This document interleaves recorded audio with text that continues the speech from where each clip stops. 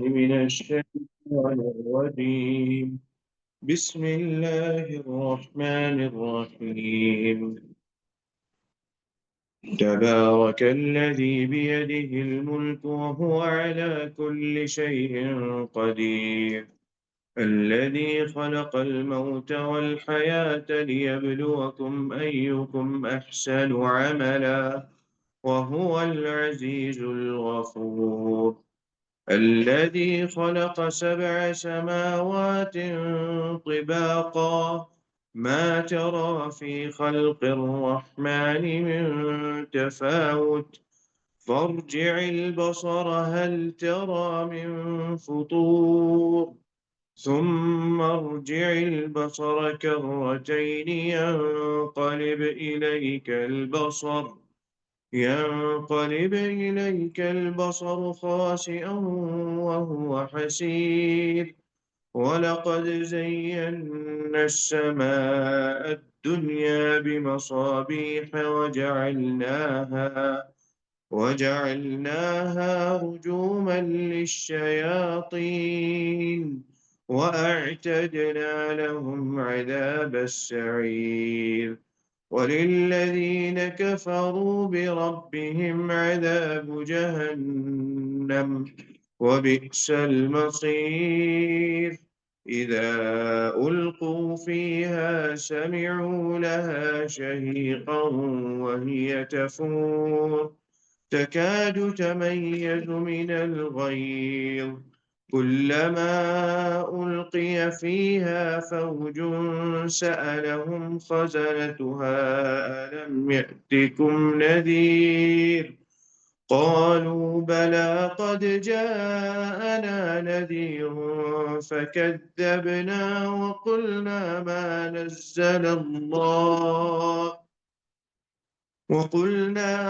نزل الله من شيء إن أنتم إلا في ضلال كبير. وقالوا لو كنا نسمع أو نعقل ما كنا في أصحاب السعير. فاعترفوا بذنبهم فسحقا لأصحاب السعير. إن الذين يخشون ربهم بالغيب لهم مغفرة وأجر كبير. بسم الله الرحمن الرحيم. الحمد لله رب العالمين، والصلاة والسلام على أشرف الأنبياء والمرسلين نبينا محمد وعلى آله وصحبه أجمعين. اللهم انفعنا بما علمتنا وعلمنا ما ينفعنا وزدنا علما وعملا وتوفيقا برحمتك يا أرحم الراحمين. رب اشرح لي صدري ويسر لي أمري واحلل عقدة من لساني يفقه قولي.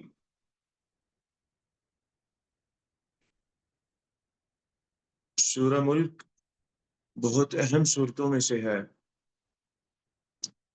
इसकी एक आम और बड़ी मारूफ अहमियत जिसका सब लोगों को इल्म है। हज़रत अबू हुरैरा रज़ियल्लाहु ताला अन्हु से हदीस मरवी है, फरमाते हैं कि नबी अकरम सल्लल्लाहु अलैहि वसल्लम ने इरशाद फरमाया कि सूरतुल मुल्क उन सूरतों में से है जो इंसान के लिए इंसान को कब्र में इंसान की हिफाजत करेंगी। आप सल्लल्लाहु अलैहि वसल्लम ने फरमाया 30 आयतों की एक सूरत है जो इंसान को अज़ाब कब्र से बचाएगी, और वो सूरत सूरतुल मुल्क है। तबारकल्लज़ी बियदिहिल मुल्क। अगर इस सूरत के मुतालिक सिर्फ एक यही बात मौजूद होती इसकी अहमियत को बयान करने के लिए, तो काफी थी कि हम एहतमाम करें सूरतुल मुल्क को पढ़ने का। इसको पढ़ने के बारे में यह है कि इसको कसरत से पढ़ा जाए। जरूरी नहीं है कि रात के वक्त सोने से पहले पढ़ा जाए। रात के वक्त किसी भी वक्त पढ़ा जा सकता है। रात जब हो किसी भी वक्त पढ़ा जा सकता है। जरूरी नहीं कि सोते वक्त इंसान जब अपने बिस्तर पे जाए तो उस वक्त ही इसको पढ़ना है, उससे पहले भी पढ़ा जा सकता है। اور ضروری نہیں کہ انسان مستقل اس کو پڑھے، اس میں اگر کوئی ناغہ آ جاتا ہے تو کوئی حرج نہیں، لیکن یہ ہو کہ انسان کا پڑھنا کثرت سے ہو، انسان کا ناغہ اتنا کثرت سے نہ ہو۔ دونوں کے اندر، پڑھنا اور انسان کے ناغے کے اندر، پڑھنا انسان کا کثرت سے ہو اور ناغہ انسان کا قلیل ہو، بس یہ صورت ہونی چاہیے۔ تو انشاءاللہ اللہ تعالیٰ نبی اکرم صلی اللہ علیہ وسلم نے جو بات بتائی وہ بات انشاءاللہ ہم تک پہنچے گی، یا وہ بات انشاءاللہ اس سے ہم مستفید ہو سکیں گے۔ قبر کے عذاب سے نبی اکرم صلی اللہ علیہ وسلم نے بتایا، آپ صلی اللہ علیہ وسلم نے بہت ساری چیزیں دیکھی، بہت ہولناک مواقع آپ صلی اللہ علیہ وسلم کو دیکھنے کو ملے۔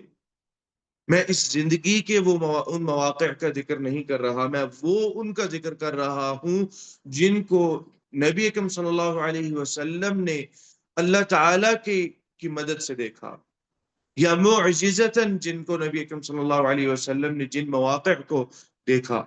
ان میں سے نبی اکرم صلی اللہ علیہ وسلم کہتے ہیں کہ میں نے بڑے خوفناک مواقع دیکھے، بڑی خوفناک صورتیں دیکھی، لیکن آپ صلی اللہ علیہ وسلم نے کہا ما رأیت افظع من عذاب القبر، یا من القبر، کہتے ہیں میں نے کوئی چیز قبر سے زیادہ ڈراؤنی نہیں دیکھی۔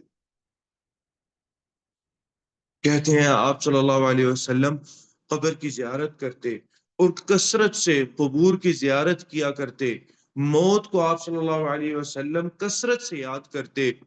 یہی وہ موضوع ہے جس سے اللہ تعالیٰ نے اس سورت کی ابتدا کی، آخرت کی تذکیر، اس دنیا کی حقیقت، انسان کی حقیقت۔ اس سے سورۃ الملک کی اللہ تعالیٰ ابتدا کر رہے ہیں۔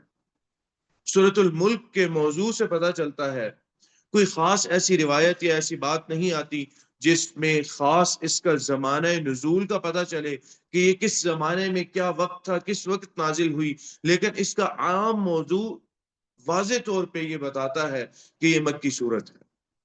جس انداز سے اللہ تعالیٰ اس صورت کے اندر واقعات کو لے کر چلے، قیامت کے امور کو لے کر چلے، اور پھر اسلام کا ایک عام تعارف کروایا اس صورت کے اندر اللہ تعالیٰ نے، اور اس کے بعد قیامت کے متعلق اللہ تعالیٰ نے ایسی باتیں بتائیں جن سے اللہ تعالیٰ ایسا محسوس ہوتا ہو کہ جو انکار کرنے والے ہیں ان کو اقرار کروانے کے لیے اللہ تعالیٰ نے ایسی باتیں بتائیں، یا ان باتوں کا اللہ تعالیٰ نے تذکرہ کیا تاکہ لوگوں کا ایمان قیامت کے متعلق بڑھے۔ یہ ایک وہ مصیبت تھی، ایک مسئلہ تھا جس کے اندر کفار مکہ پڑے ہوئے تھے کہ وہ انکار کرتے تھے بعث بعد الموت کا، کہ موت کے بعد بھی ہم نے واپس کھڑا ہونا ہے، ہماری کوئی زندگی موت کے بعد بھی ہوگی۔ اس چیز کا وہ واضح انکار کیا کرتے تھے، اور اس چیز کا اقرار اسلام کے اندر ایمان کا ایک بڑا حصہ ہے۔ انسان تمام چیزوں کا اقرار کرے، ان تمام چیزوں کے اقرار کے بعد اگر ایک چیز کا، صرف اس چیز کا انکار کر دے تو انسان کا ایمان نہیں ہے، انسان کا ایمان بالکل نامکمل ایمان ہے، وہ قابل قبول ایمان ہی نہیں ہے۔ انسان نے اس پر یقین رکھنا ہے، اور وہ یقین پھر انسان کا کبھی زیادہ ہوتا ہے، کبھی گھٹتا ہے، کبھی انسان اس یقین میں قوی ہو جاتا ہے اور کبھی اس ایمان میں انسان کمزور ہو جاتا ہے۔ اس لیے علماء نے کیا فرمایا ایمان کے متعلق؟ الایمان یزید و ینقص، زیادہ ہوتا ہے اور کم ہوتا ہے۔ ہماری اسلام کی طرف توجہ جتنی زیادہ ہو، ایمان انسان کا اتنا زیادہ بڑھ جاتا ہے۔ ہماری نیک اعمال جتنے زیادہ ہوں انسان کا ایمان اتنا بڑھتا ہے، اور نیک اعمال جتنے کم ہو جائیں، جتنے گھٹ جائیں، یزید بالطاعۃ وینقص بالمعصیۃ، کہ اللہ تعالیٰ کی اطاعت کرنے سے ایمان بڑھ جاتا ہے، اور اللہ تعالیٰ کی معصیت سے، گناہ کرنے سے انسان کا ایمان گھٹ جاتا ہے لیکن ختم نہیں ہوتا۔ انسان کو کبھی اس طرح کے موقع یا اس جگہ پہ نہیں کھڑا ہو جانا چاہیے گا، ایسا نہ ہو کہ انسان اپنے آپ کو ایسی جگہ پائے کہ انسان ایمان کے یا اسلام کے کسی رکن کا انکار کر رہا ہو۔ انکار کرنا کسی رکن کا انسان کو اسلام سے، دار اسلام سے خارج کر دے گا۔ ایمان ضرور ہونا چاہیے، بھلے وہ کم ہو یا زیادہ ہو، لیکن ایمان ضرور ہو، تاکہ انسان کو اللہ تعالی آخرت کے دن انسان کو اللہ تعالیٰ عذاب سے بچا سکے۔ کوئی ہیلہ موجود ہو اللہ تعالیٰ کے پاس کہ اللہ تعالیٰ انسان کو عذاب سے بچا سکے۔ اللہ تعالیٰ نے ہیلہ اگر نکالنا ہوا، ڈھونڈنا ہوا انسان کے لیے، تو جتنا بھی گناہ گار شخص ہوگا اللہ تعالیٰ اس کے لیے ہیلہ ڈھونڈیں گے، لیکن وہ ہمیشہ ایمان اور توحید اور اسلام کے متعلق چیز ہوگی۔ انسان کے گناہ اگر عبادات میں ہے، اگر انسان کے گناہ معاملات میں ہے، اخلاق میں ہے، وہ معاف کیے جا سکتے ہیں، وہ معاف ہو سکتے ہیں، لیکن ایمان، اسلام اور توحید، اس کے ارکان اور ان کو جاننا، اس کے اندر انسان کی کوتاہی رہی تو وہ پھر معاف نہیں ہوگی۔ اگر انکار تک وہ کوتاہی چلی گئی تو وہ چیز معاف نہیں ہوگی انسان کو۔ اس لیے بار بار مکی صورتوں کے اندر اللہ تعالیٰ نے انہی چیزوں پر توجہ دلائی اور انہی چیزوں پر اللہ تعالیٰ زور ڈالتے رہے، کیونکہ کفار مکہ کا سب سے پہلا مسئلہ ہی وہ تھا۔ اور اسلام کے اندر دیکھیں، نبی اکرم صلی اللہ علیہ وسلم نے معاذ رضی اللہ تعالی عنہ کو مبلغ بنا کے یمن بھیجا، اور آپ صلی اللہ علیہ وسلم نے کہا کہ اے معاذ، میں تمہیں یمن بھیجتا ہوں، میں ایسی قوم کے پاس تمہیں بھیجتا ہوں جو اصل میں اہل کتاب ہے۔ انک تأتی قوما من اہل الکتاب، اہل کتاب کے پاس آپ جا رہے ہو، ان کو کیا سب سے پہلے سکھانا ہے؟ فَلْيَكُنْ أَوَّلَ مَا تَدْعُوهُمْ إِلَيْهِ، کہ اے معاذ، سب سے پہلی چیز جس کی طرف تم نے دعوت دینی ہے ان لوگوں کو، شہادت اللہ الہ الا اللہ، اللہ تعالیٰ کی وحدانیت کی دعوت دینی ہے تم نے ان کو، اللہ تعالیٰ ایک ہے۔ اس کے بعد احکامات کا ذکر اللہ نبی اکرم صلی اللہ علیہ وسلم نے کیا، عبادات کا ذکر کیا، اور اس کے بعد عبادات نبی اکرم صلی اللہ علیہ وسلم نے الاہم فالاہم کے جو قاعدہ ہے اس کے مطابق آپ صلی اللہ علیہ وسلم نے ذکر کیا کہ جو سب سے اہم تھی پہلے اس کا تذکرہ ہوا، اس کے بعد اس سے کم، اس سے بعد اس سے کم، اس کے بعد اس سے کم۔ لیکن توحید کے متعلق سب سے پہلے نبی اکرم صلی اللہ علیہ وسلم نے بات کی کہ اہل کتاب ہونے کا کوئی فائدہ نہیں ہوگا، چاہے وہ انسان اہل کتاب قرآن والوں میں سے ہی کیوں نہ ہو۔ انسان کے اس قرآن کے اپنے پاس ہونے کا کوئی فائدہ نہیں ہوگا اگر انسان کے ارکان جو ہے وہ نامکمل ہوں گے،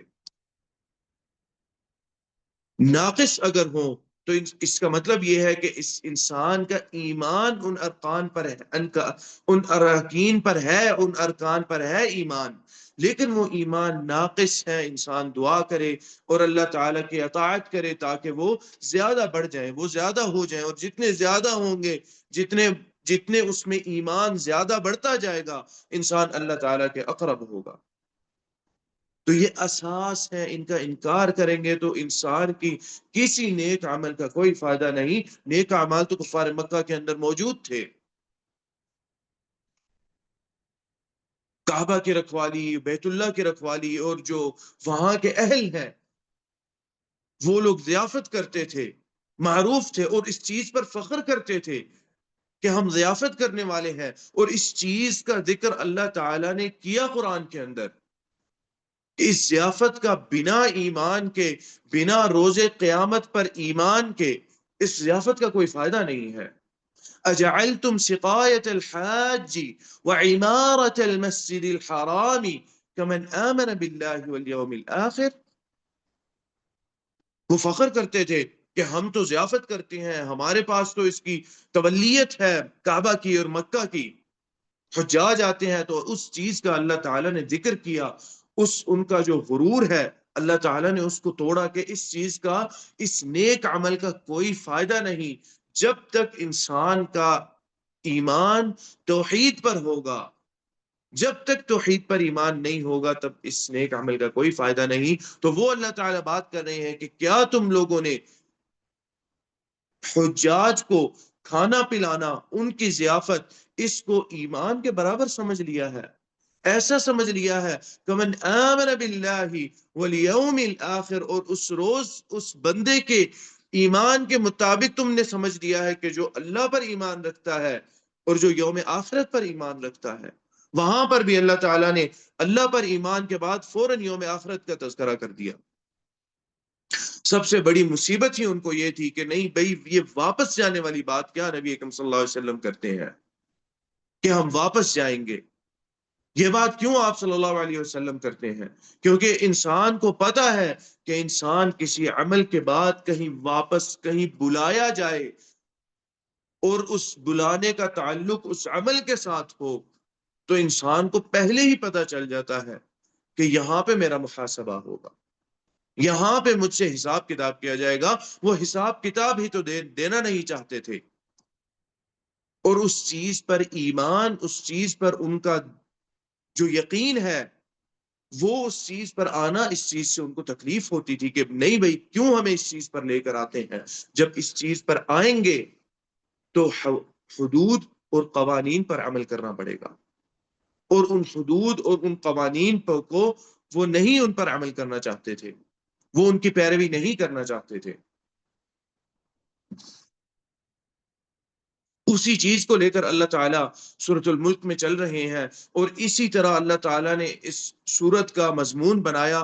ہر چند آیات کے بعد اللہ تعالیٰ نے مضمون تھوڑا سا مختلف کیا، لیکن ان تمام چیزوں کا تعلق یوم آخرت کے ساتھ ہے کہ کسی طرح لوگوں کو اللہ تعالیٰ اس چیز پر لے کر آ جائیں کہ لوگ یوم آخرت پر ایمان لے کر آئیں. مختلف انداز سے، مختلف طریقے سے اللہ تعالیٰ نے یوم آخرت کی طرف انسان کی جو ہے ترغیب دلائی، انسان کو یہ بتلا رہے ہیں اللہ تعالیٰ کہ اس روز پر ایمان لے کر آئیں، اس دن پر ایمان لے کر آئیں. اور اس کا نبی اکرم صلی اللہ علیہ وسلم اس کی شروعات موت سے یہاں پر کی جا رہی ہے. موت کے ذکر سے، جس کے ذکر سے انسان سب سے زیادہ ڈرتا ہے یا بچتا ہے، یا اس کا ذکر اس سے بھاگتا ہے انسان. حالانکہ نبی اکرم صلی اللہ علیہ وسلم نے یہ بات کہی، صحابہ کو نبی اکرم صلی اللہ علیہ وسلم ان کا نام لے کر کہتے، اے فلانے، اے فلانے، اے فلان، اے فلان، اکثروا من ذکر ہادم اللذات، کہ اے لوگو انسان اس دنیا کی آسائش اور اس دنیا کی لذتیں اس کو ہدم کر دینے والی، اس کو ختم کر دینے والی کا کثرت سے ذکر کیا کرو. صحابہ کہتے ہیں کہ ہم بیٹھ کے ہنس رہے تھے، کوئی بات ہوگی، کوئی عام بات کر رہے تھے. ان کا ایمان عام ایمان نہیں تھا، ایک بڑے اعلیٰ پائے کا، اعلیٰ درجے کا ایمان تھا ان لوگوں کا. ایسا ایمان تھا کہ نبی اکرم صلی اللہ علیہ وسلم نے یہ کہا کہ احد پہاڑ کے برابر بھی تم لوگوں میں سے، تم عام لوگوں میں سے کوئی صدقہ کرے گا تو میرے صحابی کے ایک ہاتھ کے کیے ہوئے صدقے کے برابر بھی وہ نہیں ہو سکتا. احد پہاڑ 7 کلومیٹر لمبا ہے اور تقریباً 2.5 سے 3 کلومیٹر چوڑا ہے. سبحان اللہ، دنیا بڑی عجیب کام کر لیتی ہے. لوگوں نے اس چیز کا اندازہ لگانے کے لیے کہ یہ کتنا ہو سکتا ہے، ایک چلو کسی صحابی کا صدقہ کیا ہوا اور انسان کا اس کے برابر صدقہ کرنا، لوگوں نے احد پہاڑ کا وزن نکالا ہے کہ اس کا وزن کتنا ہو سکتا ہے. یہ اس دنیا میں اس زمین پر کس وزن کے ساتھ بیٹھا ہوا ہے، زمین کے اندر کس طرح اللہ تعالیٰ نے اس کو گاڑ کے رکھا ہے. اس کی مسافت ہو گئی، اس کا ایریا ہو گیا، بہت ساری چیزوں کو انہوں نے اس کا حساب کتاب کر کے اس کا وزن نکالا ہے کہ کتنے کلو گرام کا ہے، بلکہ کلو گرام نہیں، ٹن کا، کتنے اس کا متعدد 100,000 ٹن کے متعلق اس کا وزن آتا ہے. پتہ نہیں کتنے 100,000 ٹن اس کا وزن ہے احد پہاڑ کا. اور اگر اتنا ہم میں سے کوئی صدقہ کرے، صحابہ کے ایک چلو کے برابر صدقے کے نہیں ہوگا. ایسا ایمان تھا ان لوگوں کا. اس کے باوجود کوئی بات ہوگی، کوئی چیز ہوگی، وہ لوگ ہنس رہے تھے. نبی اکرم صلی اللہ علیہ وسلم نے وہاں پہ آ کے باخبر کیا کہ اے لوگو یہاں پہ بیٹھ کے ہنس رہے ہو، اس لذتوں کو ختم کر دینے والی کا کثرت سے ذکر کیا کرو۔ نبی اکرم صلی اللہ علیہ وسلم بیٹھے، صحابی کو دفن کیا، آپ صلی اللہ علیہ وسلم قبر پہ بیٹھے، قبر کو اور موت کو آپ صلی اللہ علیہ وسلم نے یہاں یاد کیا، یہاں تک کہ جو مٹی نبی اکرم صلی اللہ علیہ وسلم کے نیچے تھی وہ تر ہو گئی آپ صلی اللہ علیہ وسلم کے آنسوؤں سے۔ اتنا کثرت سے نبی اکرم صلی اللہ علیہ وسلم موت کو یاد کیا کرتے تھے۔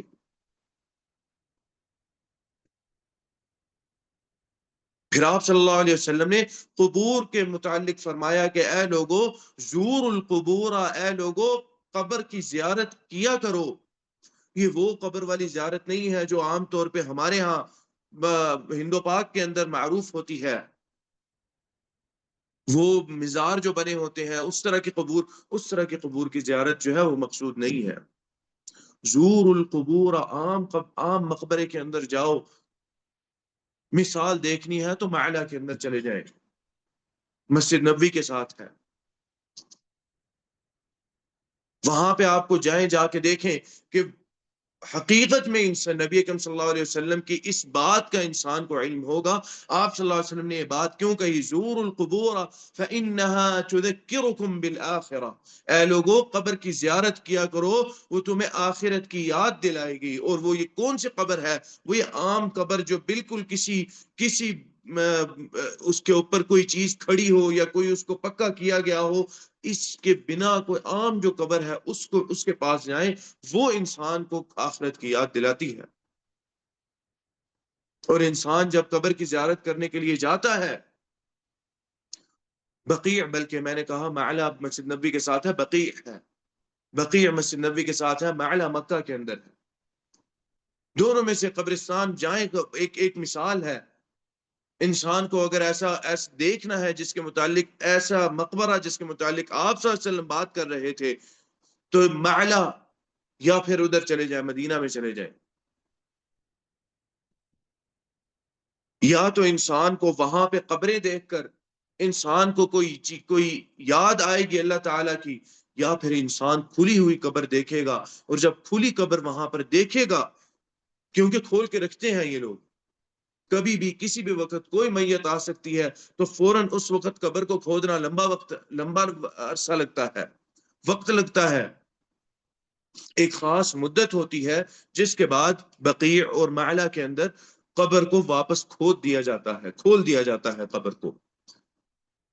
اور جو کھولنے والے ہیں وہ ذکر کرتے ہیں کہ ہمیں اندر کچھ نہیں ملتا، جب ہم اس مدت کے بعد کھولتے ہیں، ہمیں اندر شاید کبھی کچھ تھوڑا بہت آگے پیچھے کچھ کپڑے کے جو ہے ذرات یا کچھ اس طرح کی چیز، ہمیں ریشے کچھ کپڑے کے، ہمیں کوئی اس طرح کی چیز ملتی ہے جس کو ہم پھر نکال دیتے ہیں قبر سے، لیکن کوئی خاص قابل ذکر چیز انسان کو نہیں ملتی وہاں پر۔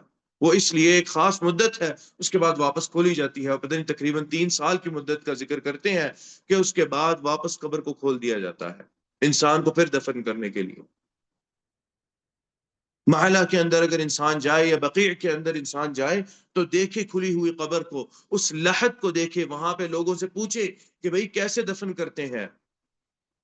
محلہ کے اندر صرف ایک گڑھا کھود دیا جاتا ہے، بالکل سیدھا گڑھا ہوتا ہے۔ لحد کیسی ہوتی ہے؟ نبی اکرم صلی اللہ علیہ وسلم کی جو آپ صلی اللہ علیہ وسلم نے جس قبر کو اختیار کیا وہ لحد ہے، ایک شق ہے اور ایک لحد ہے۔ شق یہ ہے کہ ایک گڑھا ہے، اس کے اندر ایک اور تنگ گڑھا بنا دیا جاتا ہے، وہ ہے شق۔ نبی اکرم صلی اللہ علیہ وسلم نے لحد کو پسند کیا، لحد ایک گڑھا ہوتا ہے اس طرح، اور پھر دائیں طرف انسان کی میت جاتی ہے۔ معلا کے اندر صرف ایک گڑھا کھودا جاتا ہے اور لحد پھر اینٹیں رکھ کے بنائی جاتی ہے، انسان کو ایک طرف لگا کے وہاں پہ پھر انسان کے اوپر مٹی رکھ کے اور انسان کے اوپر اینٹیں رکھ کے انسان کے لیے لحد بنا دی جاتی ہے۔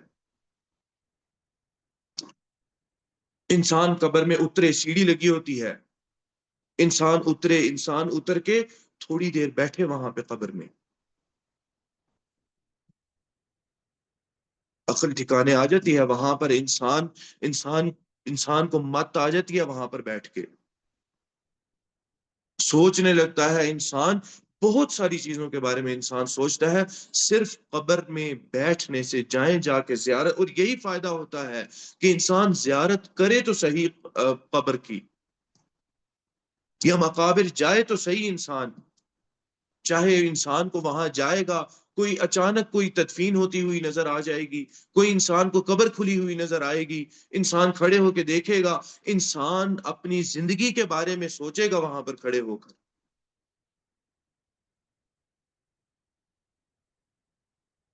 اللہ تعالیٰ کی مملکت سے شروع ہو رہی ہے یہ سورت۔ اللہ تعالیٰ فرماتے ہیں تبارک الذی، پاک ہے وہ ذات، بیدہ الملک، جس کے ہاتھ میں بادشاہت ہے۔ عام اس لفظ کو ملک عام ذکر کر دیا، کسی چیز کے ساتھ مخصوص نہیں کیا، کیونکہ اللہ تعالیٰ کی بادشاہت مخصوص ہونے والی ہے ہی نہیں۔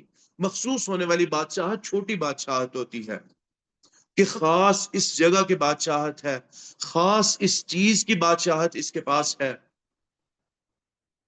یا خاص اس چیز کا حکم اس کے پاس ہے۔ اللہ تعالیٰ کی بادشاہت مخصوص ہونے والی نہیں ہے، عام بادشاہت ہے۔ یہ جو دنیا بنی، جس کو انسان بہت بہت بڑا اس کو انسان کو نظر آتی ہے، وہ اللہ تعالیٰ کے نزدیک بہت چھوٹی ہے۔ اللہ تعالیٰ کے نزدیک مچھر کے پر کے برابر بھی نہ ہی اس کی قدر و قیمت ہے، اور نہ ہی حقیقت میں اپنے ایریے کے لحاظ سے یہ اللہ تعالیٰ کے ہاں کوئی اللہ تعالیٰ کے ہاں اس کا وزن۔ قیامت کے دن نبی اکرم صلی اللہ علیہ وسلم نے ارشاد فرمایا، اللہ تعالیٰ اس پوری کائنات کو اللہ تعالیٰ کے ہاتھ پہ باندھ دیا جائے گا۔ اللہ تعالیٰ اس کو اپنی اس پوری کائنات کو ایک ہاتھ پہ اس کو باندھ دیا جائے گا، وہ پھر بھی چھوٹی، وہ پھر بھی چیز چھوٹی رہے گی اللہ تعالیٰ کے ہاتھ سے۔ وہ اللہ تعالیٰ کے ہاتھ کیسے ہیں، کس طرح کے ہیں، اس کی ڈیٹیلز میں اور اس کی تفصیل کہیں ذکر نہیں ہے، نہ ہی نبی اکرم صلی اللہ علیہ وسلم نے ذکر کی۔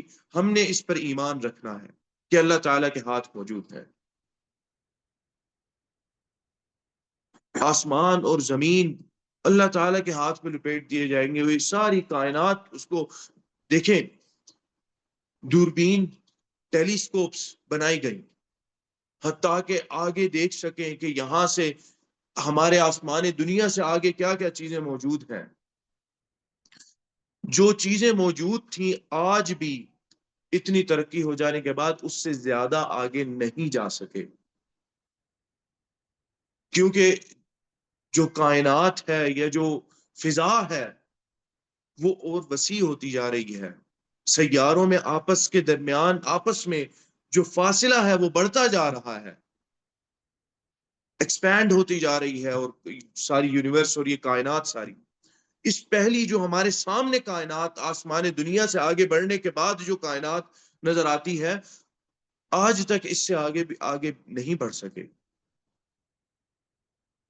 اگر ہم یہ کہہ لیں کہ یہ پہلا آسمان اس کی شروعات ہے، پہلے آسمان کی، اس کے بعد 7 آسمان اور ہیں، کہاں تک انسان پہنچنے کی کوشش کرے گا؟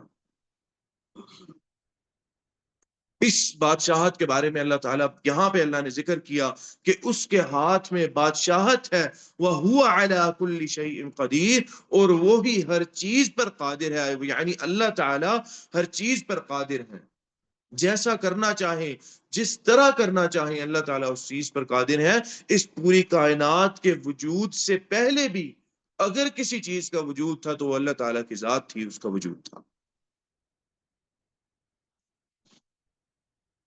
یہ اللہ تعالیٰ کی ذات ہے، اور اس کی تعریف بیان کرتے ہوئے اللہ تعالیٰ شروع کر رہے ہیں، اور اس کے بعد اللہ تعالیٰ روز آخرت اور موت کا اللہ تعالیٰ ذکر کرتے ہیں۔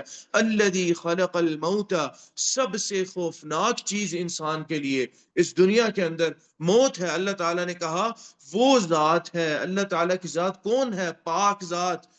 کون ہے وہ ذات؟ الذی، یہ وہ ذات ہے، خلق الموت، جس نے پیدا کیا موت کو، والحیات، موت کو زندگی سے پہلے پیدا کیا اللہ تعالیٰ نے۔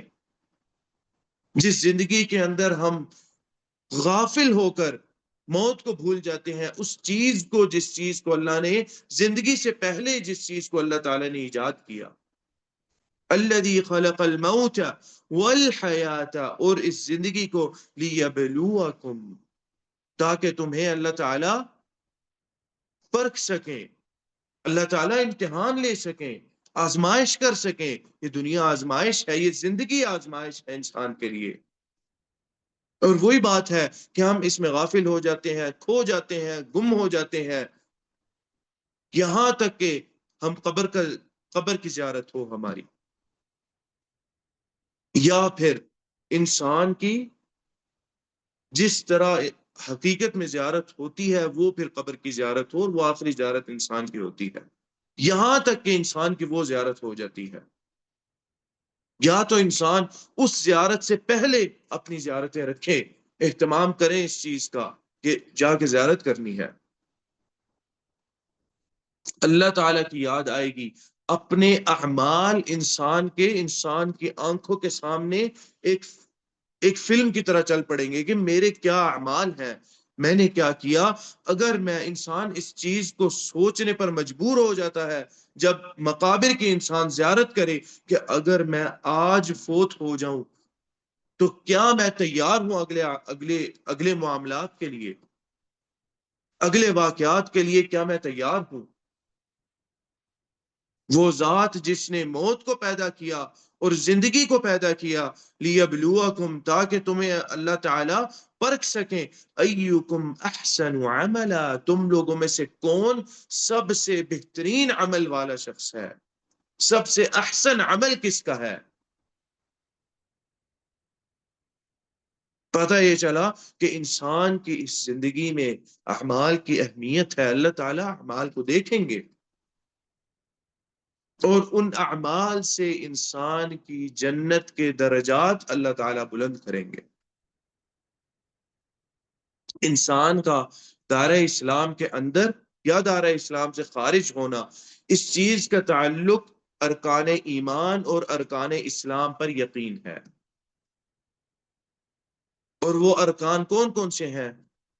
اللہ تعالیٰ پر ایمان لانا، فرشتوں پر ایمان لانا، کتابوں پر ایمان لانا، رسولوں پر ایمان لانا، روز آخرت پر ایمان لانا، انبیاء پر ایمان لے کر آنا۔ یہ 6 ارکان ہیں جن پر انسان کا ایمان ہونا انسان کو دائرہ اسلام میں رکھتا ہے، اور اس پر انسان کا ایمان اگر نہ ہو کسی ایک پر بھی تو دائرہ اسلام سے خارج ہوتا ہے۔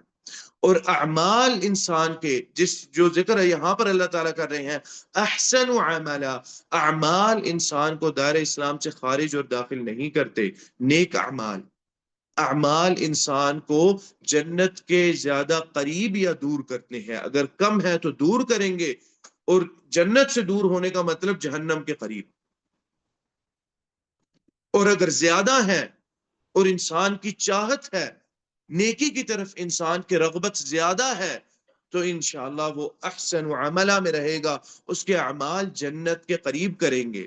اور وہ اعمال اگر اتنے ہیں کہ انسان جنت والا بن جاتا ہے تو اور اعمال کرنا اگلے درجات پہ انسان کو لے کر جائے گا، جن کی قیامت کے روز انسان حسرت کرے گا کہ کاش اور اعمال کر لیتے تو اس اور اس درجے میں چلے جاتے، اور اعمال کر لیتے تو اس سے بھی اوپر والے، جتنا بھی اونچا درجہ ہوگا انسان اپنے سے اوپر والے درجے کو دیکھ کر حسرت کرے گا کہ کاش اور کرتا تو اس میں چلا جاتا۔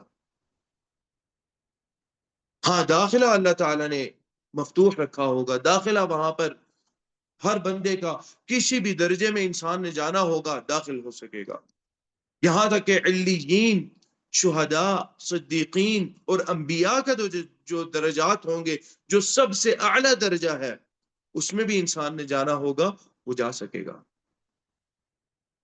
اس کی زیارت اللہ تعالیٰ بند نہیں رکھیں گے کہ بھئی اب تم اس میں ہو تو اس سے اوپر والے میں نہیں جا سکتے۔ یہ دنیا کا نظام ہے، دنیا کے قواعد اور قوانین اور ضابطے اس طرح کے ہیں۔ قیامت کے دن جنت میں جب لوگ داخل ہو جائیں گے تو اس طرح کے ضابطے نہیں ہوں گے۔ اس لیے ہمیں اپنے احسن عمل کی طرف توجہ کرنی ہے کہ ہمارے اعمال نیکی اور اچھائی کی طرف کتنے زیادہ ہیں، اور ہمارے برے اعمال ان کا کیا حال ہے۔ کیا برے ہمارے نیک پر غالب ہیں یا نیک ہمارے برے پر غالب ہیں؟ اور ساری زندگی انسان اس چیز کو سوچ کے چلتا رہے، کوئی حرج نہیں ہے، انسان کی عادت بن جاتی ہے کہ بھئی اتنا مشکل اور اتنا کٹھن کام ہے، یہ کس چیز پہ لگا دیا ہے، دوسرے کام کریں، لیکن اس چیز کو سوچ کر چلیں، ہر قدم پہ اپنے معاملات اور اپنے اعمال کو دیکھیں، یہ میں صحیح کر رہا ہوں یا غلط کر رہا ہوں۔ ایک آسان چیز بن جائے گی انسان کے لیے۔ وَهُوَ الْعَزِيزُ الْغَفُورُ، اور وہی ذات ہے جو غالب ہے، ہر چیز پر غالب ہے، غفور اور بخشنے والی ہے۔ غفور مبالغے کا صیغہ ہے، بہت زیادہ بخشنے والی ہے۔ وہی بات ہے کہ اتنی خوفناک چیز کا ذکر کیا اللہ تعالیٰ نے، ڈر آتا ہے۔ سلیمان بن عبد الملک خلیفہ، اموی خلیفہ تھے، عبد الملک بن مروان کے بیٹے تھے یہ۔ سلیمان بن عبد الملک نے اس وقت کے ایک بہت بڑے عالم تھے، ان سے پوچھا، محدث تھے، ان سے پوچھا کہ ہمیں موت سے کیوں ڈر آتا ہے، کس وجہ سے ہمیں بڑی نفرت ہوتی ہے موت سے، اور ہم بھاگتے ہیں موت سے، ڈر آتا ہے، اس کے ذکر سے بھی ہمیں ڈر آتا ہے۔ بڑا خوبصورت جواب دیا، انہوں نے کہا ہم نے اس دنیا کو آباد کر لیا اور آخرت کو خراب کر لیا۔ انسان کی طبیعت ہے کہ آباد گھر سے نکل کے خراب گھر میں جانا ہی انسان کو وحشت دلاتا ہے، یہ انسان کی طبیعت اللہ تعالیٰ نے بنا دی۔ یہ ایسی جگہ سے ہجرت کرنا جہاں پر انسان اچھی طرح سیٹل ہو، مالی معاملات بڑے بہتر چل رہے ہیں، لیکن ہجرت کرنا ایسی جگہ پر جہاں پہ انسان کو کچھ پتہ نہ ہو، انسان کو ڈر آتا ہے، وحشت ہوتی ہے، نفرت ہوتی ہے اس جگہ سے۔ دیکھیں نبی اکرم صلی اللہ علیہ وسلم کی رغبت دلائی نا آپ صلی اللہ علیہ وسلم نے مدینہ جانے کی۔ ہم میں سے کون ریاض کو چھوڑ کے مدینہ جائے؟ صرف اس لیے کہ رغبت دلائی، میں چلا جاؤں گا، رزق کے معاملات اللہ کے ہاتھ میں، اللہ مجھے جو یہاں پہ رزق عطا کریں وہاں پہ عطا کر دیں گے۔ ہم ایکچولی بہت ساری باتوں میں داخل ہوتے ہیں، جی ہم نے اسباب اختیار کرنے ہیں، وہاں پہ اسباب بھی اختیار کریں نا، یہاں سے چھوڑ کے چلے جاتے ہیں۔ وہ کچھ ایسے لوگ ہیں جنہوں نے ہجرت کی، آج کے زمانے میں مسلمان لوگ ہیں، انہوں نے ہجرت کی، مسلمان ملک سے ہی مدینہ آنے کو انہوں نے ہجرت کا نام دیا۔ انہوں نے کہا کہ ہم نے بنا سوچے سمجھے، بنا کسی جاب کے ملنے کے یا بنا کسی تجارتی معاملہ مدینہ میں ہونے کے، ہم مدینہ آ گئے۔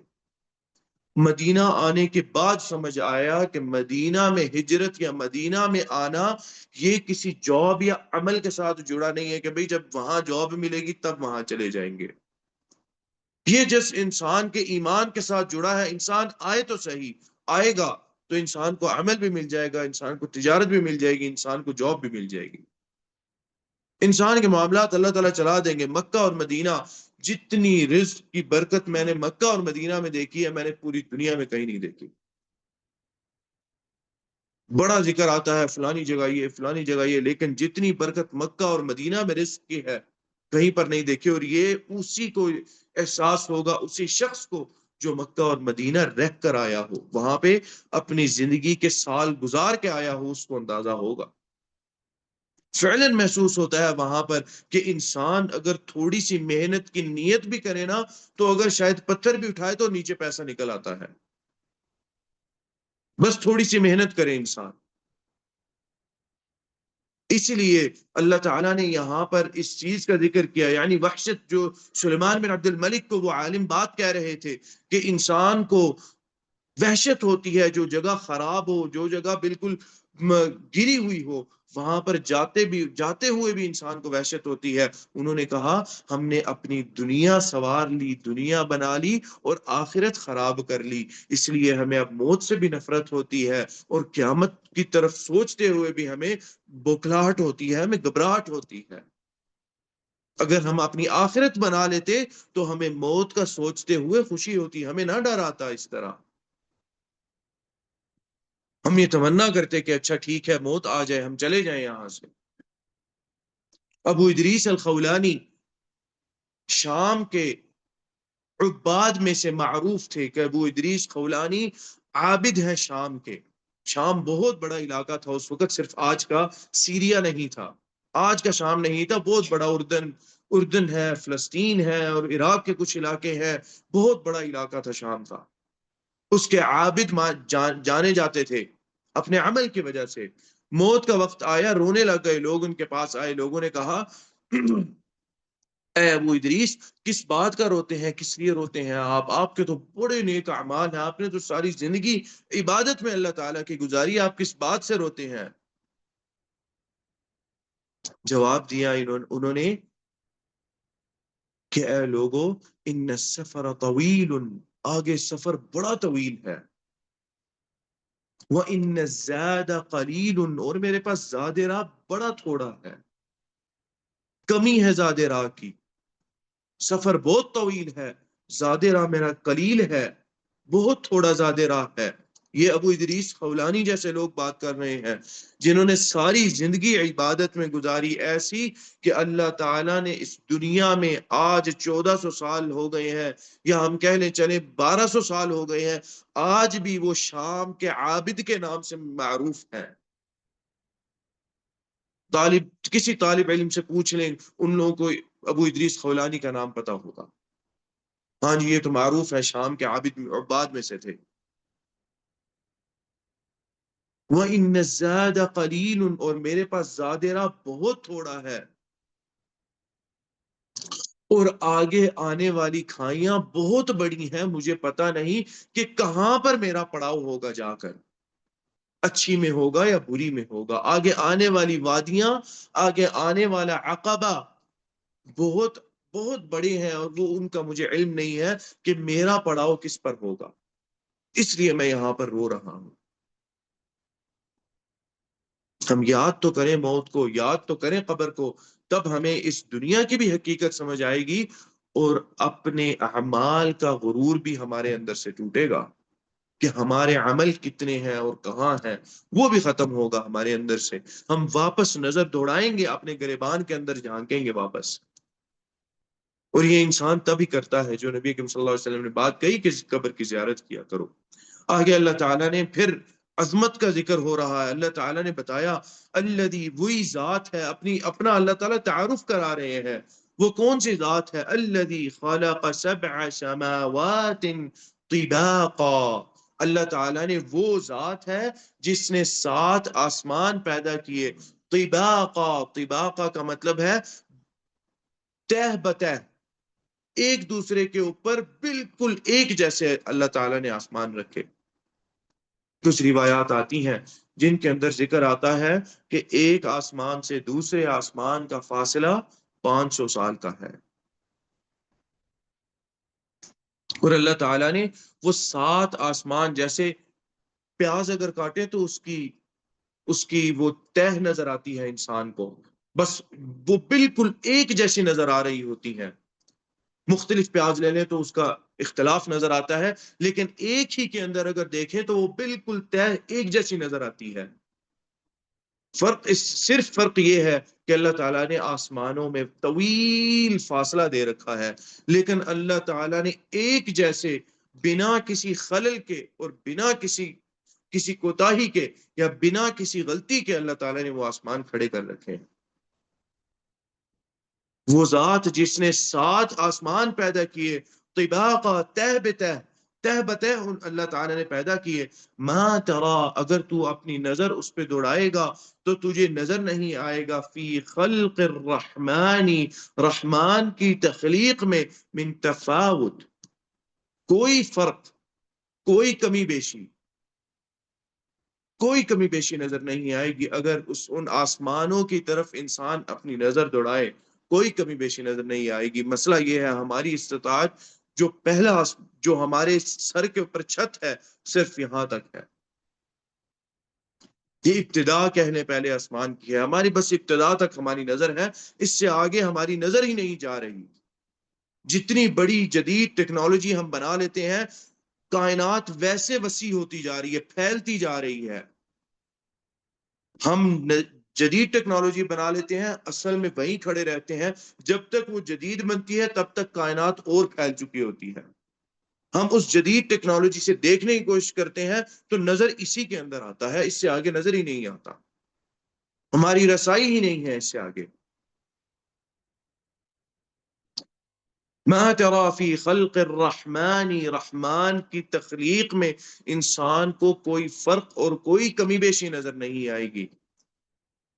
اس کے بعد اللہ تعالیٰ نے کہا کہ ابھی بھی دل کو اطمینان نہیں ہوتا تو فرجع البصر، اپنی نظر کو واپس لوٹاؤ، هل ترى من فطور، تو کوئی کمی پھر نظر آتی ہے، دیکھو پھر سے دیکھو، کوئی کمی نظر آتی ہے۔ انسان کو جہاں پر یقین نہ ہونا، انسان پھر کہتا ہے نہیں میں ایک اور دفعہ پھر دیکھتا ہوں یہاں پہ کوئی غلطی ہوگی، ڈھونڈتا ہے انسان، جان کے ڈھونڈتا ہے کہ کوئی غلطی نظر آئے مجھے، زور زبردستی کر کے انسان ڈھونڈتا ہے۔ اللہ تعالیٰ نے وہی کہا زور زبردستی کرنی ہے، جتنی بھی کرنی ہے کر کے دیکھ لو، کوئی اس کے اندر تمہیں کمی بیشی نہیں نظر آئے گی۔ پھر اللہ تعالیٰ نے کہا ثم ارجع البصر، پھر اپنی نظروں کو لوٹاؤ اس کی طرف، اس آسمان کی طرف، کرتین، بار بار لوٹاؤ اپنی نظروں کو، ینقلب الیک البصر، تمہاری نظر، تمہاری آنکھیں واپس لوٹیں گی تمہاری طرف، خاسئا وہو حسیر، تھک ٹوٹ کر اور ناکام ہو کر تمہاری آنکھیں لوٹ جائیں گی۔ ایسے اللہ تعالیٰ نے آسمان بنا دیے، اور وہ ایک نہیں ہے، وہ 7 ہیں، ان کے درمیان فاصلہ کتنا ہے، بہت طویل ہے، انسان کو اس کا علم نہیں ہے۔ اور ان آسمانوں کے اندر، ابھی تو اللہ تعالیٰ صرف آسمان کی طرف توجہ دلا رہے ہیں، اس آسمان کو دیکھو، ان آسمانوں میں اللہ تعالیٰ نے الگ مخلوق پیدا کر رکھی ہے۔ وہ حدیث ہے نا جس کے اندر آتا ہے کہ تمام جن و انس جمع ہو جائیں اور تمام تمام زمینوں کے اندر لوگ جتنے بھی ہیں وہ جمع ہو جائیں، اس کے بعد تمام آسمان اور تمام آسمانوں کے اندر پیدا کی ہوئی مخلوق جمع ہو جائے، اللہ تعالیٰ کے انصاف کے متعلق حدیث ہے نا وہ، تو وہ بدل نہیں سکیں گے اس چیز کو جو اللہ تعالیٰ نے مقدر کر رکھی ہے، مقدر میں بنا رکھی ہے، جو اللہ تعالیٰ نے لکھ دی ہے، وہ نہ اللہ تعالیٰ کو کچھ زیادہ کر سکتے ہیں اللہ تعالیٰ کے خزانے میں، نہ اس میں کمی کر سکتے ہیں، نہ ہی اس مقدر کی ہوئی چیز کو بدل سکتے ہیں۔ پتہ یہ چلتا ہے کہ آسمان کے اندر بھی اللہ تعالیٰ نے مخلوق پیدا کر رکھی ہے، پہلا ہے، دوسرا ہے، ہر آسمان کا دروازہ ہے، وہ دروازہ نہیں کھلتا یہاں تک کہ اس دروازے کو دستک دی جاتی ہے۔ اگر حدیث معراج ہم پڑھیں، طویل حدیث ہے، اس کے اندر آتا ہے کہ نبی اکرم صلی اللہ علیہ وسلم کو براق پر جبریل علیہ السلام مسجد اقصی سے، بیت المقدس سے جب نبی علیہ السلام کو لے کر گئے تو آسمان پر پہنچے تو دروازہ تھا، دروازے کے دربان ہیں، رکھوالے ہیں، گارڈز ہیں، دستک دی جبریل علیہ السلام نے دستک دی، انہوں نے پوچھا جیسے عام دنیا کے اندر ہوتا ہے، انہوں نے پوچھا من، انہوں نے کہا جبریل، پھر انہوں نے کہا ومن معک، انہوں نے کہا محمد صلی اللہ علیہ وسلم، انہوں نے پوچھا کہ کیا ان کو بلایا گیا ہے؟ جبریل علیہ السلام نے کہا جی بالکل ان کو بلایا گیا ہے۔ پھر وہ دروازے کھولتے ہیں، وہ دربان آسمان کا دروازہ کھولتے ہیں اور نبی اکرم صلی اللہ علیہ وسلم کا مرحبا کرتے ہیں، ویلکم کرتے ہیں نبی اکرم صلی اللہ علیہ وسلم کو۔ اسی طرح آپ صلی اللہ علیہ وسلم، پھر آپ صلی اللہ علیہ وسلم کی انبیاء سے ملاقات ہوتی ہے، وہاں پر مخلوقات ہیں، پہلے آسمان پہ آدم علیہ السلام سے ملاقات ہوئی، چھٹے آسمان پہ موسیٰ علیہ السلام اور ہارون علیہ السلام 5ویں پہ ہیں، پھر یوسف علیہ السلام اس سے نیچے ہیں، 7ویں آسمان پہ ابراہیم علیہ السلام ہے۔ ہر آسمان کا دروازہ ہے، ایک نظام ہے، اس نظام سے اللہ تعالیٰ زندگی چلا رہے ہیں، اور کوئی اللہ تعالیٰ نے ستون نہیں کھڑے کر رکھے آسمان کو کھڑا کرنے کے لیے، بنا کسی ستون کے اللہ تعالیٰ نے آسمان کھڑے کر رکھے ہیں وہاں پر۔ اس چیز کی طرف اللہ تعالیٰ انسان کی توجہ دلا رہے ہیں کہ یہ ہے وہ پاک ذات جس کے بارے میں شروع میں اللہ تعالیٰ نے سورت شروع کی، اور یہ ہے وہ پاک ذات جس کے ساتھ کفار مکہ، چونکہ ان کو مخاطب کر رہے تھے، پہلے مخاطب وہ تھے، شرک کرتے ہیں اللہ تعالیٰ کے ساتھ، یہ ہے وہ ذات جس کے ساتھ یہ لوگ شرک کر رہے ہیں۔ بڑی بہترین چیزوں کی طرف اللہ تعالیٰ نے اس صورت کے اندر انسان کی توجہ دلائی، انسان اپنی نظر دوڑائے زمین پر، آسمانوں پر، اپنی تخلیق پر، یاد کرے اللہ تعالیٰ کو کسی طرح، تو اللہ تعالیٰ کو یاد کریں، اللہ تعالیٰ کی عظمت انسان کے دل میں آئے۔ جو شیطان کا جو سب سے پہلا ہدف ہے کہ انسان کے دل سے وہ عظمت نکال دے، وہ عظمت نکل جائے گی، انسان سب کچھ کرے گا، جو شیطان چاہتا ہے انسان کرے گا، بس انسان کے دل سے وہ عظمت نکل جائے۔ جیسے اللہ تعالیٰ نے قرآن کے اندر ارشاد فرمایا وَمَا قَدَرُ اللَّهَ حَقَّ قَدْرِهِ، انسان نے اللہ تعالیٰ کی قدر ہی نہیں کی، تعظیم ہی نہیں کی، جیسے تعظیم کرنے کا حق تھا ویسے تعظیم ہی نہیں کی انسان نے اللہ کی، ایمان لاتے ہوئے بھی ہم نے وہ تعظیم نہیں کی اللہ تعالیٰ کی، جو تعظیم مطلوب ہے اللہ تعالیٰ سے، وہ تعظیم ہوگی تو ہمارے گناہ یہ دور ہوں گے، ہمارے گناہ ہمارے اندر نہیں ہوں گے۔ جب تک وہ موجود ہیں یہ جان لیں کہ ہمارے اندر وہ تعظیم نہیں ہے جو مطلوب ہے، جو اللہ تعالیٰ نے ہم سے طلب کی ہے۔ اللہ تعالیٰ سے دعا ہے کہ جو کہا جو سنا اللہ تعالیٰ اس پر عمل کرنے کی توفیق عطا فرمائے۔ قد قلت ما قلت صوابا فمن اللہ وإن خطأ فمنی والشیطان واستغفر اللہ انه كان غفارا۔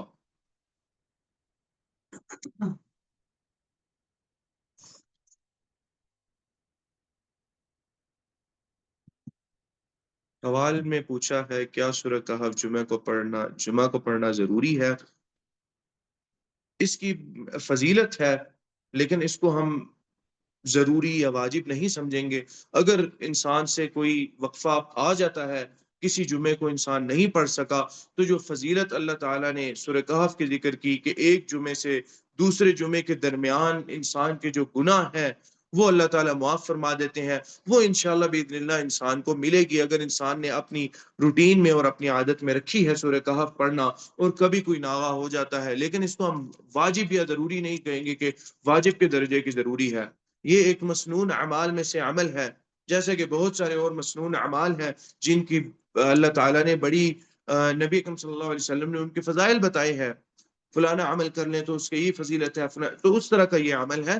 اس طرح ہم اس کو ضروری یا واجب نہیں کہیں گے، لیکن اس کی انشاءاللہ اہمیت بہت زیادہ ہے۔ جو انسان پڑھنے کی عادت بناتا ہے اس میں انشاءاللہ اس انسان کو اجر ملے گا۔ کچھ علماء نے یہ بات بھی کی کہ ہفتے میں کسی بھی دن پڑھ لیں انشاءاللہ اس انسان کو اجر ملے گا، اس کا تعلق خاص جمعے کے ساتھ نہیں ہے، کسی بھی دن پڑھ لیں انشاءاللہ انسان کو اجر ملے گا۔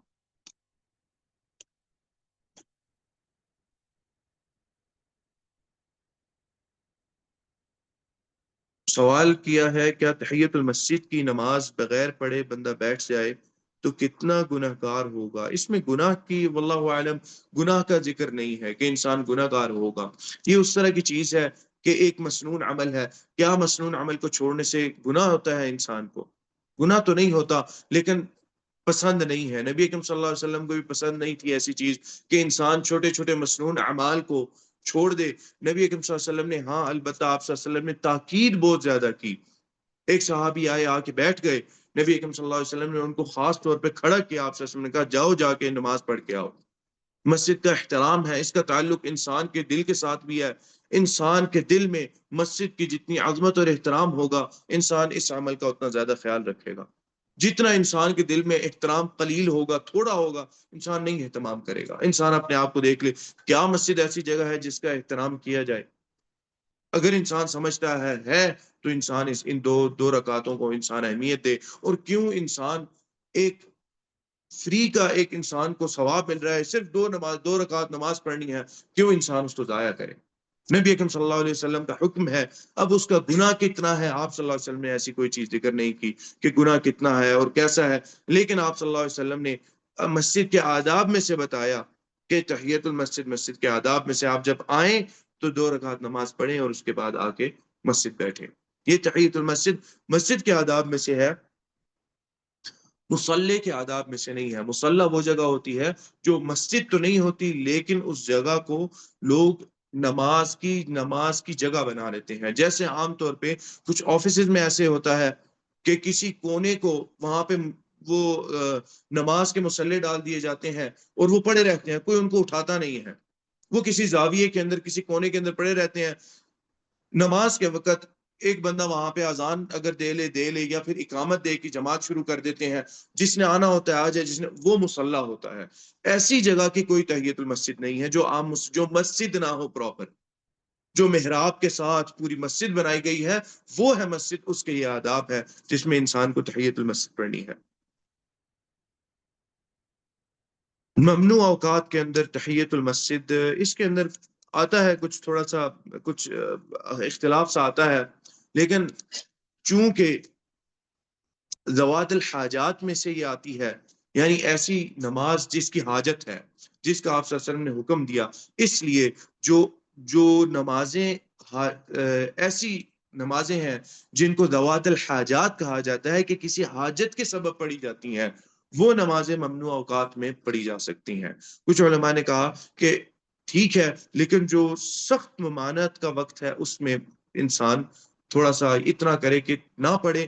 جب وہ وقت گزر جائے، وہ تقریباً 10-15 منٹ کا وقت ہے، اس وقت اگر انسان آیا اور وہ بالکل مغرب سے بالکل پہلے کے 10-15 منٹ، تب انسان تھوڑا سا رک جائے، بیٹھ جائے آ کے، اور جیسے ہی وہ وقت گزرے انسان فوراً اٹھ کے نماز پڑھ لے.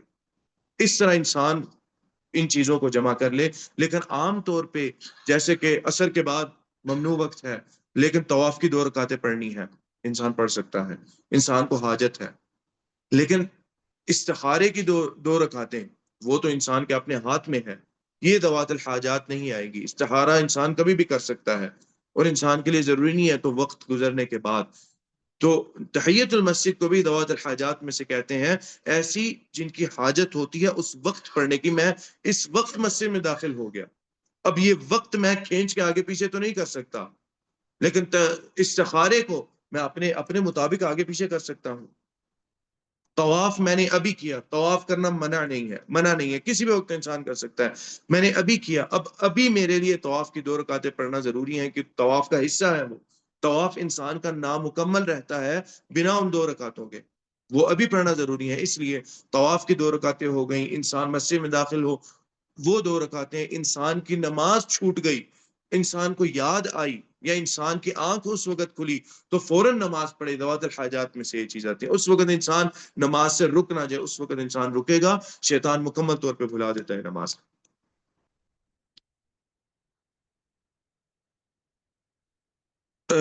نمازی کے آگے سے گزرنے کا سوال کیا ہے کہ کتنی صفوں سے انسان آگے فاصلہ رکھ کے انسان گزرے. فاصلہ رکھنا اس کے سجدہ کرنے کی جو جگہ ہے اس سے احتیاطاً 1-2 صفیں آگے چھوڑ کے اگر انسان گزرنا چاہے گزر لے. افضل اور سب سے احتیاط کا عمل انسان کے لیے یہ ہے کہ انسان پیچھے سے گزرے. مسجد حرام کے اندر یہ پیچھے سے گزرنے والا کام بہت مشکل ہے. آپ اگر مطاف میں ہیں، وہاں پہ اگر آپ کوشش کریں گے نا پیچھے سے گزرنے کی، ایک نماز پڑھنے والا ہوگا، پھر آپ تھوڑا پیچھے آئیں گے، پھر پیچھے آئیں گے، پھر پیچھے آئیں گے، یہاں تک کہ مطاف کے بالکل آخر پہ پہنچ جائیں گے آپ. وہاں سے آپ ادھر جائیں گے تو اتنا لمبا. اس لیے انسان کم سے کم انسان جو سجدہ کرنے کی جگہ ہے اس سے انسان نہ انسان اس کے اندر نہ جائے. جتنی سجدہ کرنے کی جگہ ہے اس کے آگے 1-2 صفوں کا تھوڑا انسان خیال رکھ کے گزر جائے، انشاءاللہ کوئی حرج نہیں. لیکن اگر پیچھے بھی اور آگے بھی جگہ نہیں ہے تو نمازی کی نماز کو کبھی نہ انسان کاٹے.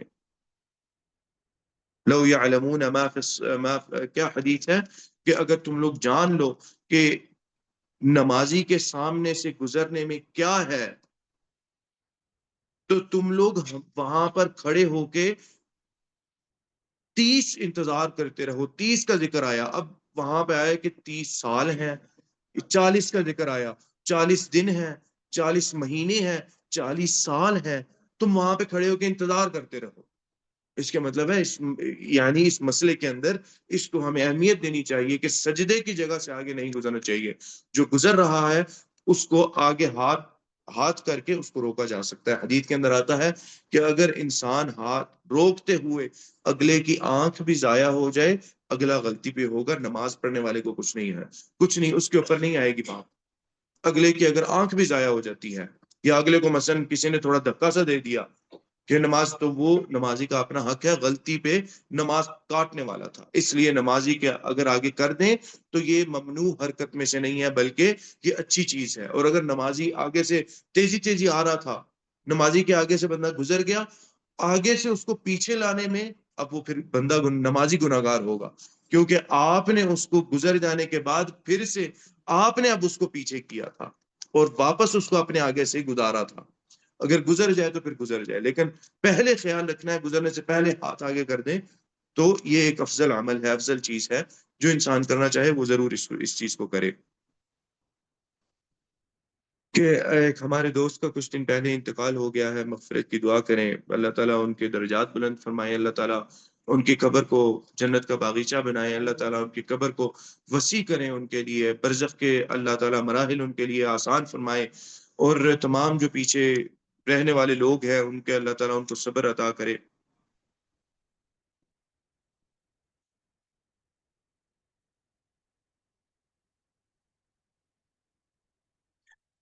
ایک کسی صاحب نے لکھا ہے، میری صاحبزادی کی صحت کے لیے اور مناسب رشتے کے لیے ان کے لیے دعا کریں، اللہ تعالیٰ تمام لوگوں کے لیے ان معاملے کے اندر اور اس چیز کے اندر آسانی فرمائے، اللہ تعالیٰ سب کو برکتوں سے نوازے اس چیز میں۔ بہت زیادہ بارشوں کی وجہ سے بہت سی قبروں کی حالت دیکھ کر بہت ہی افسوس ہوا، بہت بڑے گڑھے پڑ گئے اور بہت پانی قبروں میں چلا گیا۔ بارشوں کے علاوہ کچھ لوگ بتاتے ہیں کہ کتے قبریں کھود کے بھی کھا جاتے ہیں، ایسی صورتحال میں کیا کرنا چاہیے؟ سجان پاکستانی قبرستانوں کی حالت کے پیش نظر پکی قبریں بنا سکتے ہیں؟ نہیں، پکی قبریں نہیں بنا سکتے، قبرستان کے ارد گرد دیوار بنا دی جائے، لیکن قبرستان کے اندر پکی قبر نہ بنائی جائے۔ نبی اکرم صلی اللہ علیہ وسلم نے خاص طور پہ حضرت علی رضی اللہ تعالیٰ عنہ کو بھیجا، آپ صلی اللہ علیہ وسلم نے وہ کہا، اے علی، کوئی ایسی قبر نہ دیکھنا جو پکی ہو، اس کو سیدھا کر دینا، وَلَا قَبْرًا إِلَّا سَوَّيْتَ۔ آپ صلی اللہ علیہ وسلم نے بھیجا، یمن ہی بھیجا حضرت علی کو، بڑے وہاں پہ قبے بنے ہوئے تھے اور پکی قبریں اور اونچی اونچی عمارتیں، آپ صلی اللہ علیہ وسلم نے حضرت علی کو کہا کہ سب گرا دینا، یہ آفتیں ہیں، آفات آتی ہیں، کوئی قبر ایسی کھل گئی اس کو بنا، اس کو واپس، ایسی بات نہیں ہے کہ ایسی آفت صحابہ کرام کے زمانے میں نہیں آئی، آپ صلی اللہ علیہ وسلم کی وفات کے بعد ایسے سیلاب آئے جس سے قبریں کھل گئیں۔ کچھ لوگوں نے تو قدم دیکھے، ایک صحابی بولتے ہیں، میں اللہ کی قسم کھا کے کہتا ہوں یہ قدم عمر کے ہیں، حضرت عمر رضی اللہ عنہ، اور یہ کہتے ہیں کوئی پتہ نہیں 10 12 سال بعد وہ ایسا سیلاب آیا تو ایک صحابی نے یہ اللہ کی قسم اٹھا کے یہ بات کہی کہ میں اللہ کی قسم اٹھا کے کہتا ہوں یہ پاؤں عمر کے ہیں رضی اللہ تعالیٰ، اس کا مطلب اتنے سال بعد بھی ان کا جسم موجود تھا ابھی قبر کے اندر۔ لوگوں نے کیا کیا؟ لوگوں نے کچھ نہیں کیا، لوگوں نے واپس اس کو ڈھک دیا، وہاں پہ لائے، جس طرح زمین کا جو لیول تھا اس کو برابر کر دیا لوگوں نے۔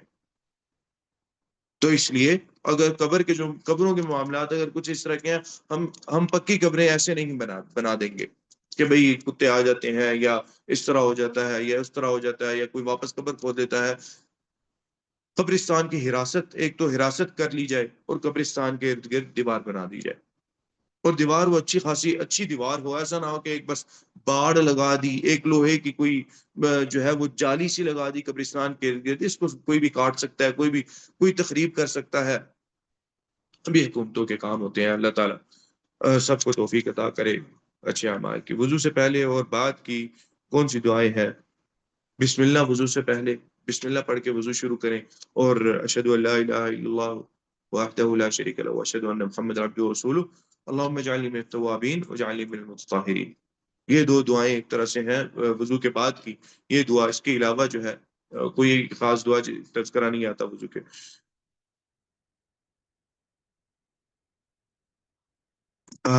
لیاقت صاحب ہمارے درس کے ساتھی ہیں، وہ جو تلاوت کرتے ہیں، درس کے بعد تلاوت کرتے ہیں، ان کی صحت کافی خراب ہے، ناساز ہے، تو دعا کی درخواست ہے ان کے لیے بھی کہ اللہ تعالیٰ ان کو صحت عطا کرے، اللہ تعالیٰ ان کے معاملات آسان فرمائے، اور اللہ تعالیٰ مکمل جلد اور عاجل اللہ تعالیٰ ان کو صحت عطا کرے۔ بسم اللہ الرحمن الرحیم، الحمد للہ رب العالمین۔ اچھا اچھا، ان کے لیے چلیں ٹھیک ہے، اللہ تعالیٰ مغفرت فرمائے، اللہ تعالیٰ درجات بلند کرے، جتنے بھی لوگ فوت ہوئے ہیں، جتنے بھی لوگ گزرے ہیں، اللہ تعالیٰ قبر کے مراحل ان کے لیے آسان فرمائے۔ سب سے پہلا مرحلہ ہی قبر کا ہے، और ये आसान हो, इंशाल्लाह ये आसान हो तो उसके बाद इंतज़ार का वक़्त होता है। इंतज़ार का वक़्त होता है क़यामत तक। वो क़यामत, वो इंतज़ार का वक़्त अगर वो आसान हो गया, इंसान को पता चल जाता है मेरे अगले मराहिल आसान हो गए। अल्हम्दुलिल्लाह रब्बिल आलमीन अर्रहमानिर रहीम मालिकि यौमिद्दीन इय्याका नअबुदु व इय्याका नस्तईन इहदिनस सिरातल मुस्तकीम सिरातल लज़ीना अनअमता अलैहिम गैरिल मग़दूबि अलैहिम वलद्दाल्लीन आमीन। اللهم اغفر لنا ما قدمنا وما أخرنا وما أسررنا وما أعلنا وما أنت أعلم به منا، أنت المقدم وأنت المؤخر، لا إله إلا أنت. اللهم اغفر لحينا وميتنا وشاهدنا وغائبنا وصغيرنا وكبيرنا وذكرنا وأنثانا. اللهم من أحييته منا فأحيه على الإسلام، ومن توفيته منا فتوفه على الإيمان. اللهم لا تحرمنا أجرهم ولا تضلنا بعدهم. اللهم اغفر لهم، اللهم اغفر لهم وارحمهم وعافهم واعف عنهم وأكرم نزلهم ووسع مدخلهم واغسلهم بالماء والثلج والبرد ونقهم من الذنوب والخطايا كما نقيت الثوب الأبيض من الدنس. اللهم جازهم بالحسنات إحسانا وبالسيئات عفوا وصفحا وغفرانا يا أرحم الراحمين. اللهم انصر إخواننا المسلمين في كل مكان، اللهم انصرهم على عدوك وعدوهم. اللهم انصر إخواننا المسلمين في فلسطين، اللهم انصرهم على عدوك وعدوهم. رب ارحمهما كما ربياني صغيرا، رب ارحمهما كما ربياني صغيرا. ربنا آتنا في الدنيا حسنة وفي الآخرة حسنة وقنا عذاب النار. ربنا تقبل منا إنك أنت السميع العليم، وتب علينا إنك أنت التواب الرحيم. وصل اللهم وسلم على نبينا محمد وعلى آله وصحبه أجمعين.